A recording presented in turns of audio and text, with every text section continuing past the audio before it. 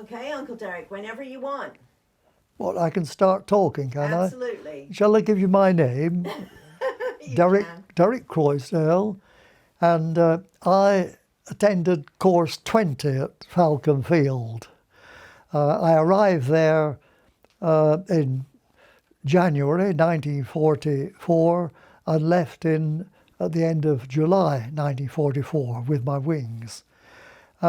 I think I was probably one of the youngest on the course because, you see, the earliest age you could volunteer for the RAF during the war was 17 and a quarter. And when I made up 17 and a quarter, I got on my bicycle, cycled over the moors to the nearest recruitment office and volunteered. I had several days of aptitude tests and interviews, and they accepted me. They said, okay. So then I went away and spent the next few months doing basic training. The basic training also included flying in a Tiger Moth, dual instruction, to see whether I still was all right to be a pilot, you see. They called it a grading school. So obviously it was found to be acceptable. And the next thing I discovered was that I was then bound to go to Liverpool and board the Mauritania ocean liner, which pre-war used to take passengers to and from America, crossing in about 5.5 days. Well, we left Liverpool in horrible weather in December 1943, ran into some ferocious storms, and of course we were unescorted, so to try and avoid submarines if possible, U-boats, we zigzagged all the way across the Atlantic, and it took us 10 days, you see, as opposed to the 4.5 days that Mauritania used to take. Of course, what we first saw of America was the Statue of Liberty and, of course, the New York skyline, which was absolutely awesome for a young lad like me, having only seen these things, the pictures and so forth. Anyway, off the boat to Grand Union Station, I think that's the right name for it, and then boarded a train up to Canada, to Moncton, New Brunswick. That was an aircrew reception centre. We stayed there for a few days, but so they could decide where we were going to do our flying training. And of course, the day came when I found myself nominated to go down to Arizona. So it's back on the train, and we spent 4 days on the train going all the way down to Mesa, Arizona, and it was a superb journey, of course, seeing all the wonderful sights. We were waited on in the dining cars and so on by stewards. Anyway, got to Mesa, got on a bus, 7 miles to Falcon Field, and when we got to Falcon Field, I couldn't believe this really was an RAF station. I'd never seen an RAF station like this before. There were trees growing around, nicely tended lawns. The dormitories looked modern, and they were arranged in a quadrangle. In the middle of the quadrangle was an open-air swimming pool. And of course, the sky was blue from horizon to horizon. The only sign of it being an airfield was in the distance. You could see the control tower, you see. The dormitories were very comfortable beds, nice bedside cabinet, wardrobe, everything. Now, of course, we were all very keen to get our wings. And one of the statistics, which of course makes you give of your best, was that at all the British flying training schools in America, and there were 6 of them, the elimination rate was between 25 to 30%, you say, for cadets who didn't come up to standard either flying or in ground subjects. So if you wanted to get your wings, you had to work hard, you know. But the working day comprised flying in the morning, ground instruction in the afternoon, where we'd be studying meteorology, navigation, theory of flight, those sort of subjects. And then the next week you'd change over and do the ground instruction in the morning, flying in the afternoon. Now, the first course was basic, on which we flew Stearmans. And I have to say that our instructors, who were all American, were absolutely first class. They were all experienced pilots. They'd been trained by the RAF on the instructors' courses in Canada. And my instructors, well, they were superb. We got on extremely well. Now, going from the basic course to the advanced course, on which we flew Harvards, there was a week's annual leave given us, you see, a week's leave between the two courses. Of course, being in Arizona and being young lads who'd been brought up on Hollywood films, we all made a beeline for Hollywood, you see. And travelling was no problem. We were in uniform. As soon as you stepped by the road, a car or a vehicle would draw up and say, "Where are you guys going? You know, hop in."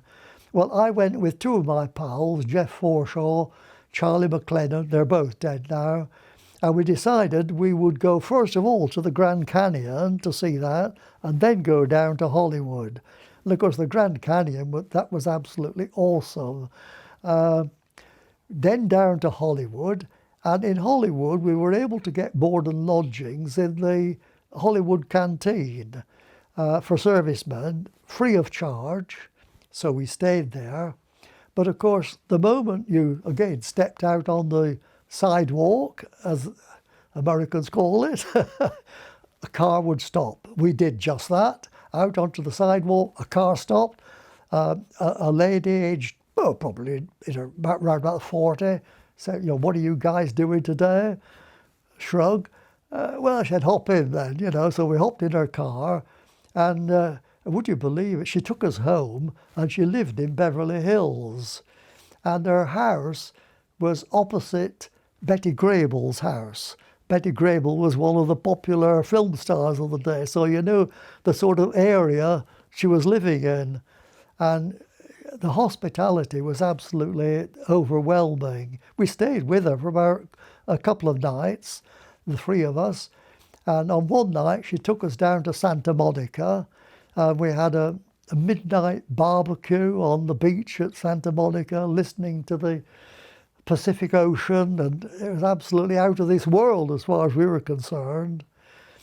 Anyway, having spent, say, a couple of days or so with Mrs. Jones, her husband, incidentally, was in the US Navy, out in the Pacific. She lived with her mother, and she had a couple of children, aged, well, not quite in their teens, you know. Well, after we left Mrs. Jones, again, we were picked up on the sidewalk, this time by a young Army lieutenant who was on leave. He took us under his wing, took us to the campus at UCLA, University of California, Los Angeles, introduced us to two of his girlfriends. In the evening, he took us to one of the sort of, I don't really call it it was not really a nightclub. It was the place where they had floor shows, and it may have been called something like the Tropicana or something like that. It was quite an upmarket place. There were one or two film stars there, he was pointing out. And then the next day, he took us to a film studio. I don't know which one it was, but there we met a couple of film stars and talked to them. One was Alice Faye, who was a well-known film star of the day, and the other was Shirley Temple. So we were really having a good time on our leave. I'm just trying to think if there was oh yes, there was other interesting thing on my visit to Hollywood. A schoolgirl friend of mine had a pen friend, a girl, in Hollywood. I got her address and I went to visit her as well and stayed the night with her parents and so forth. We went out to a dance the evening I was there. So all in all, you know, the visit to Hollywood really was quite overwhelming in terms of hospitality. Anyway, it was back, of course, to Falcon Field then for advanced training. And as I said, you're conscious of the fact that you've got to work hard. We were allowed Saturday afternoon off and Sunday, but those of us who were keen to get our wings usually spend a lot of the time studying. We had the swimming pool anywhere there, so we could always have a swim in the swimming pool. It's the most enjoyable time. So the advanced training covered all the RAF syllabus. You know, you stalled. This was the Harvard we were flying. Stalling and recovering from stalling, spinning and recovering from spinning, all the aerobatics, mock dogfights, formation flying, night flying. We did cross countries, daytime and nighttime. The nighttime cross countries were fascinating because as you came back approaching Falcon Field, and perhaps you got down to 2,000 feet, you could smell all the orange groves around Falcon Field. It was a lovely feeling. You knew you were getting close to Falcon Field. You could smell the orange groves. Anyway, the high point of the advanced training was that we had to go on a long-distance cross-country flight to Texas. So that meant going from Arizona, across New Mexico, into Texas. Our destination was Hondo, I think the name of the place was, an airfield. But we had to make 2 stops en route to refuel. And 2 cadets were in each plane, and in different legs. One was the pilot, the other navigated, and then you changed over, you say. And I was with Bob Brown. We were good friends, and in fact we became long life friends after the war. I was his best man at his wedding, he was my best man, that sort of thing. But on this trip, we crossed over most of New Mexico, and we had to cross a big range of mountains. Unfortunately, the range of mountains was covered in big thunder clouds, you say. Well, no way were we just going to plough on into the thunder cloud and not being able to see the top of the mountains. So Bob was piloting at that time, I was navigating. He said, what we'll do is we'll fly down alongside of the mountain range to see if we can find a valley down which we could then fly across the range. We did that, and he came to a valley which he said seemed quite broad enough. Mind you, there were still these thunder clouds above us, and we just had the valley walls, you know, sort of each side, rocky walls as it were. I was a bit sort of hesitant because he was piloting. I couldn't get my hands on the controls. And he said, it's all right. He said, I think I can see some light at the end of the tunnel, you say. So we pressed on down. I thought, well, I'm going to call up, radio our destination. First of all, to tell them that we have diverged from our flight path, and we might be late arriving. They might wonder what's happened to us, you see. So I called up on the radio, told them what had happened and what we were doing, that we were flying down this valley, and I was a bit apprehensive about it all. And the air traffic controller, he was a witty person, obviously. He said, I've got the message, he said. Don't worry. He said, here's your instruction. He said, repeat after me, our Father which art in heaven. Anyway, we got through all right, yes, and then we came back. And of course that was done in the last 2 weeks of our course, you say. So we hadn't much else to do then, just keep on flying, doing our various exercises, being subjected to flying checks by the chief flying instructors and so forth, and eventually got our wings. And of course, having got our wings, they didn't waste any time because another course was waiting to come in. So we back on a train, back up to Moncton in Canada again, and waited there to get a ship then across back to Great Britain, you say. The ship we came back on from Halifax was the Ile-de-France. That was a French pre-war ocean liner. But whereas we went over on the Mauritania with about 400 cadets on us, this time the ship was packed. They told us there were 10,000 on board. There could easily have been. We slept in tiered bunks, you know, down in the bowels of the ship. And of course, they were mainly GIs and Canadian troops who were destined for the Western Front, you see. Anyway, like the Mauritania, the ship went across unescorted, zigzagged about, and eventually we arrived at Greenock on the Clyde. And that was us then back home. From the ship, we went to Harrogate, to the Majestic Hotel, which was another aircrew reception centre, to wait to hear what our destinies were.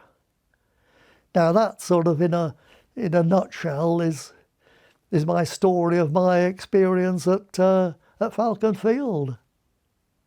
After that, Uncle Derrick, though, you went back a number of times, didn't you? Oh yes, we after a few years we decided to form the Falcon Field Association, and that led to several reunions at Falcon Field.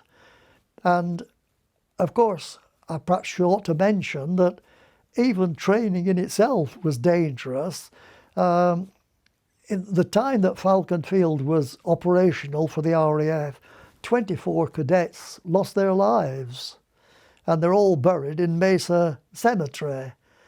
And the local chapter of the, I think, Daughters of the British Empire, they maintained those graves beautifully.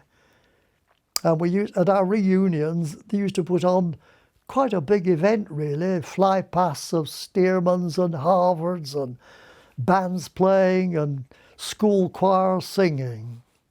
So I have fond memories of Arizona and the hospitality of all the residents there. The people that lost their lives, Uncle Derrick, were they British soldiers?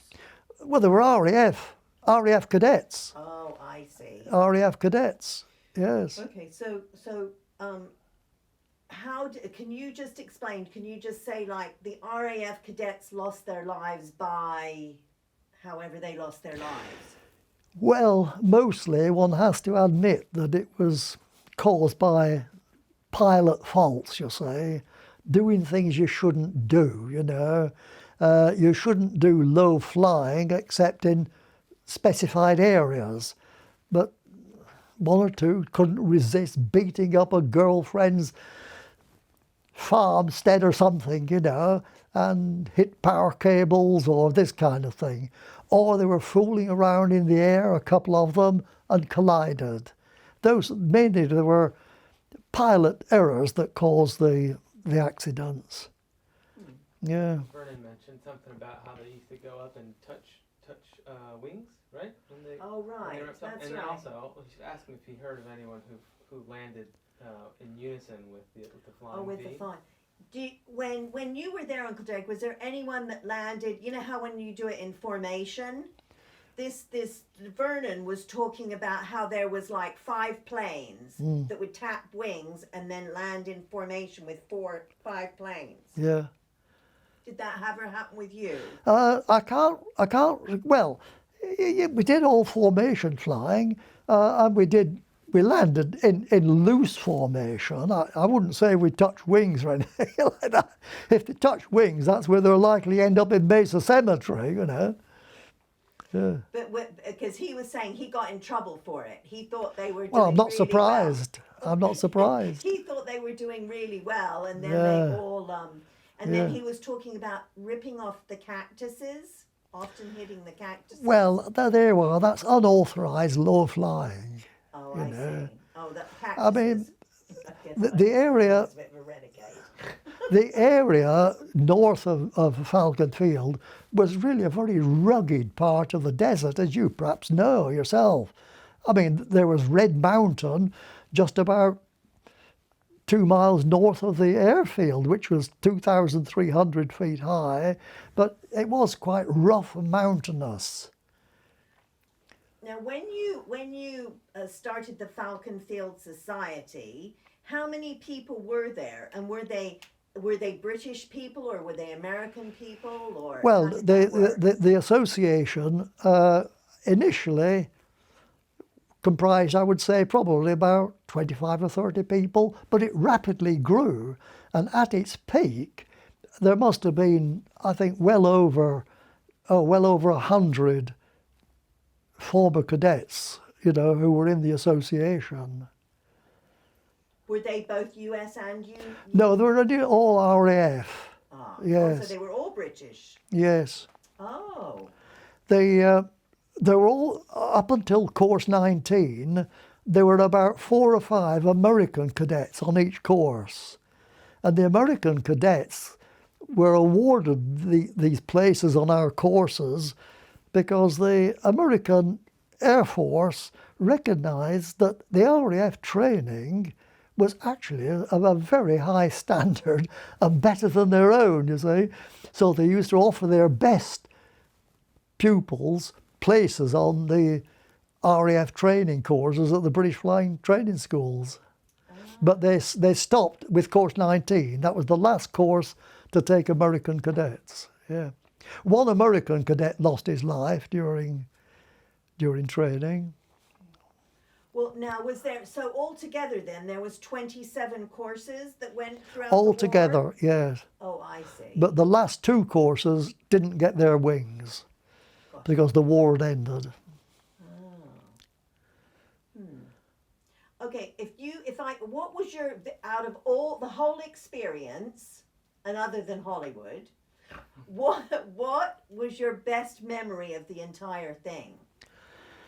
Well, the fact that I succeeded in getting my wings, that's that from a technical point of view.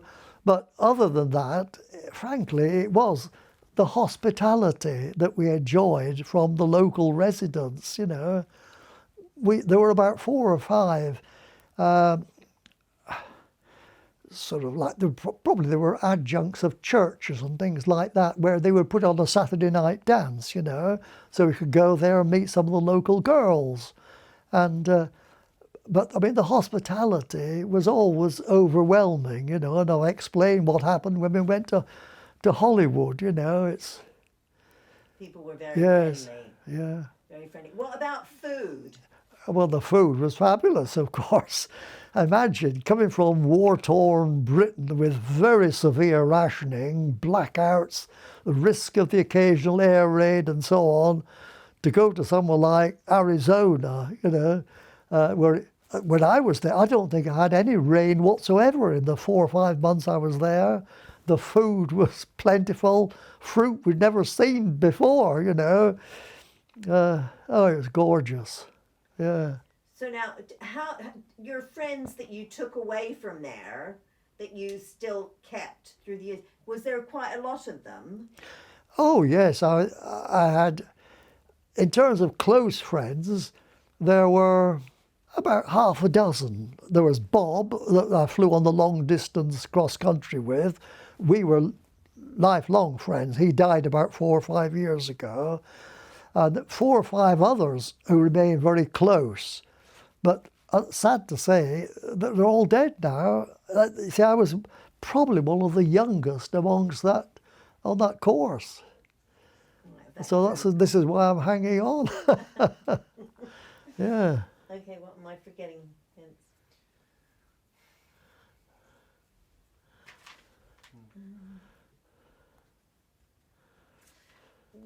Was the training what you expected it to be? I mean, when you knew, what was the feeling you had when you knew you were going to Arizona? What was that feeling? Well, it was a feeling of actually high expectation because of the reputation which these British flying training schools had had.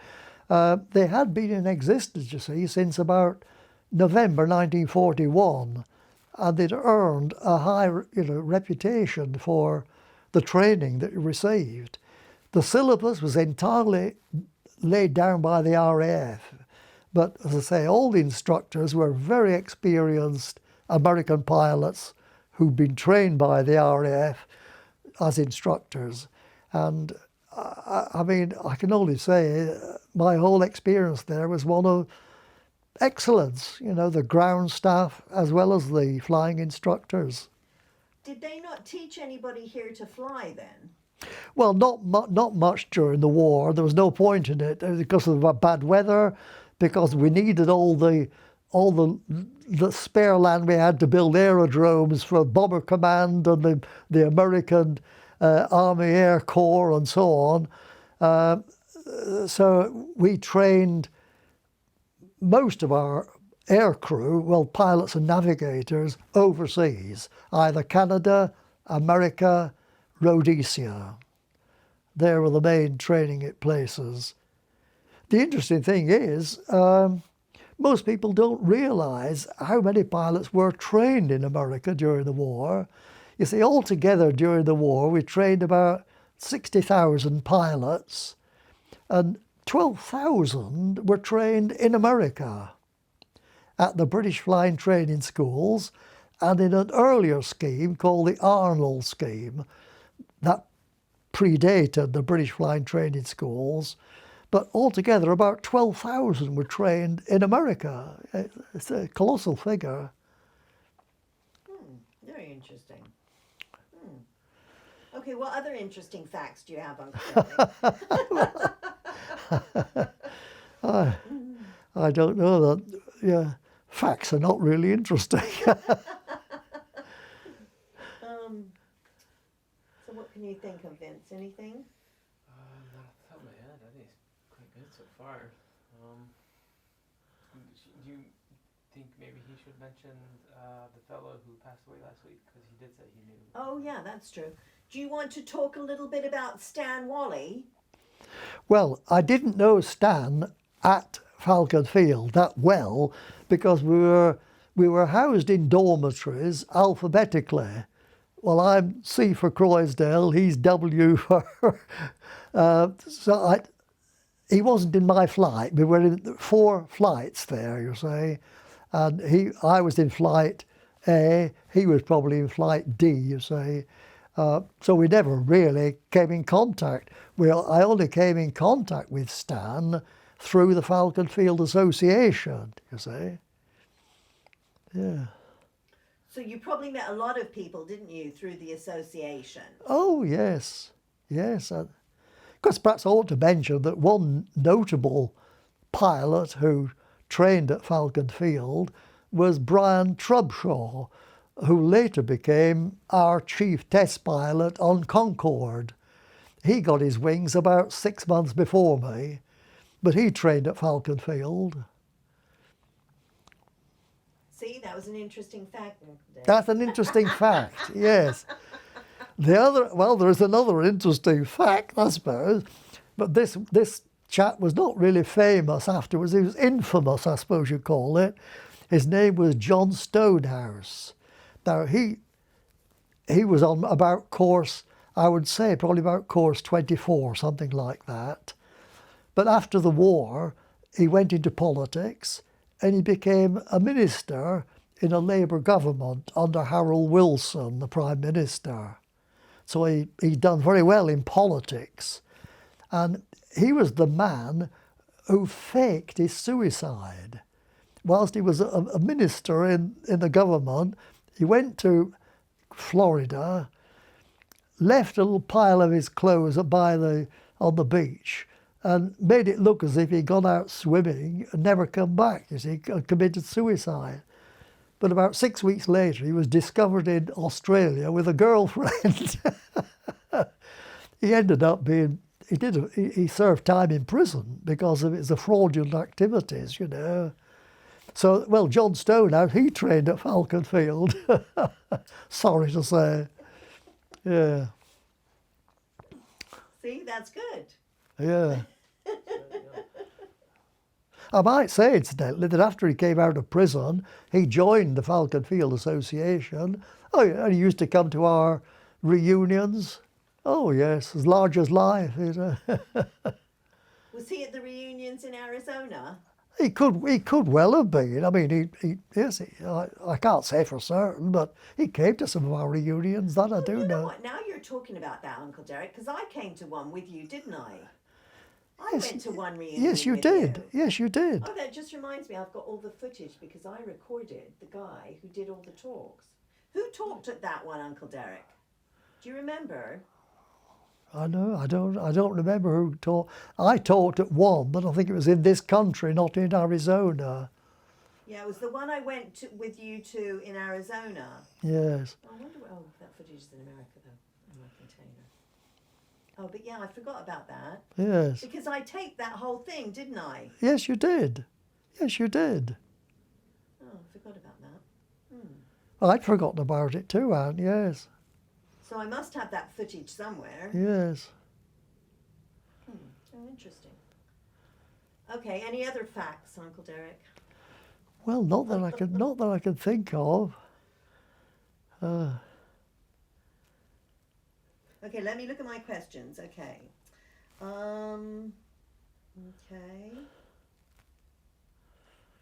Okay. What was the worst thing about being at Falcon Field? The worst thing.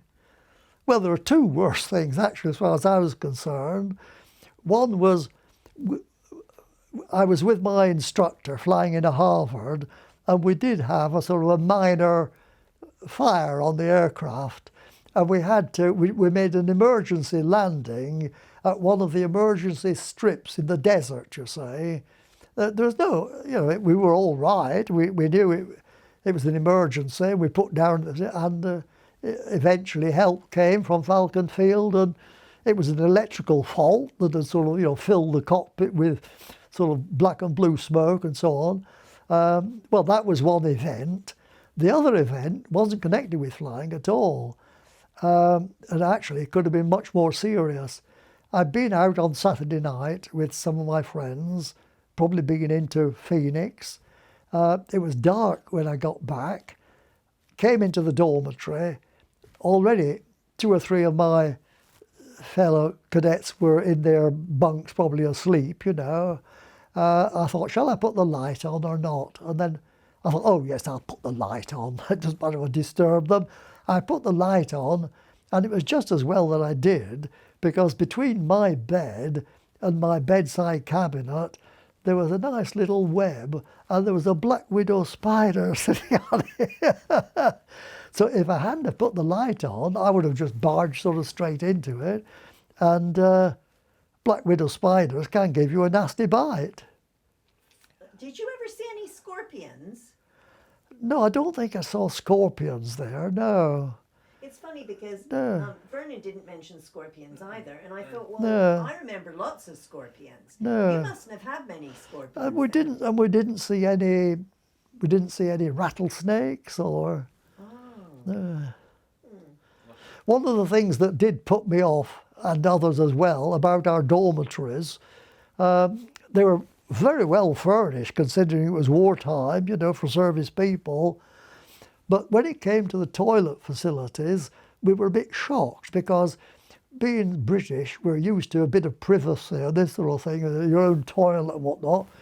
The toilets were at the end of the dormitory, and there were about 12 toilets arranged along the wall, you see. Quite. So you sat down on one and elbowing whoever was sat next to you. And to add to the embarrassment, sometimes one of the Indian cleaners would come in to clean, and she took no notice of the fact you sat on the toilet. So that was a little bit of British embarrassment, Oh, see, you did remember things, Uncle Derek. Oh yes, these. Yes. Okay, you can't think of anything else. I can't think of anything else. Oh yeah, how hot it was. How hot it was. Oh, well, the heat was terrific because it was there until about the end of July, so in May, June and July it was hot. And of course the Harvard is an all metal aircraft, and it was quite true. You could fry an egg on the wing of a Harvard if it had been standing in the sun, you know, for several hours. It was so hot. It was a relief to get up in the air and cool down. But mind you, as I said, the dormitories were air conditioned, you know, which was marvellous. And we had the swimming pool to get into, yeah. So good.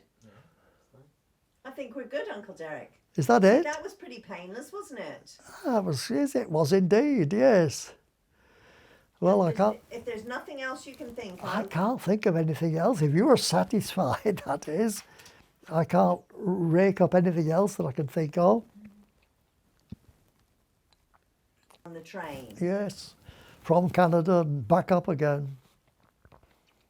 Huh, it's interesting that you went by train. The other guy, he flew. I just don't understand that. They wouldn't fly 80 cadets down to Arizona, you know, from Moncton in Canada. Just wasn't on. I don't know how he got involved in this. They sent him to Wisconsin. Well, I I don't. don't think he ever was in Canada, though, was he? No, he said from Wisconsin that there was too much cold weather and like snow, so that's why they ended up moving everyone over to. Oh, they moved his training thing down to Arizona because there was too much snow in Wisconsin. Well, I don't know why he was in Wisconsin. That wasn't any part of the British flying training scheme. Oh, really? Not, yes. Oh. Definitely never became part. There were only 3 major schemes for training RAF pilots in America. One was the Arnold scheme, which was the first one. This was it's called Arnold scheme because it was General Hap Arnold who headed up the US Army Air Corps, and he said, as we were short of pilots, he said, look, send your cadets over, they could join us on our training courses, and that's it. Well, that was from about very early in 1941, very early, before the British Flying Training Schools came into existence, you see, and about 4,000 RAF pilots trained under this, what was called the Arnold scheme, you see. And then there was the British Flying Training School, 6 of them eventually. And then there was the Towers scheme. This was because it is after Admiral Towers, who said he would train pilots who were destined for our Fleet Air Arm, you see. So there were the only 3 schemes under which RAF pilots were trained. I don't know how Wisconsin came into it at all. All the other training in North America was done in Canada, you see. Interesting. Okay. Well, we're good. We're good. We're good, Vince? Yeah.